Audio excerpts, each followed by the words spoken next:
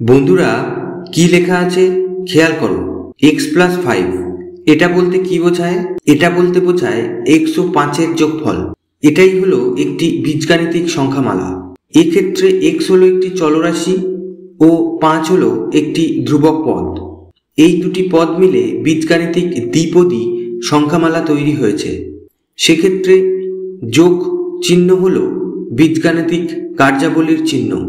তাহলে আমরা বীজগাণিতিক সংখ্যামালার সংজ্ঞা যদি বলি তাহলে বলতে পারি যে এক বা একের বেশি চলরাশি ও ধ্রুবক রাশি বীজগাণিতিক কার্যাবলীর বিভিন্ন চিহ্ন যেমন যোগ, বিয়োগ, গুণ, ভাগ দ্বারা যুক্ত হলে তাকে বীজগাণিতিক সংখ্যামালা বলে। আরও একটা উদাহরণ দেখি। x+y+3, x যোগ y যোগ 3। এক্ষেত্রে সংখ্যামালার তিনটি পদ x, y ও 3 তিনে মিলে একটি ত্রিপদী বীজগাণিতিক সংখ্যামালা তৈরি করেছে।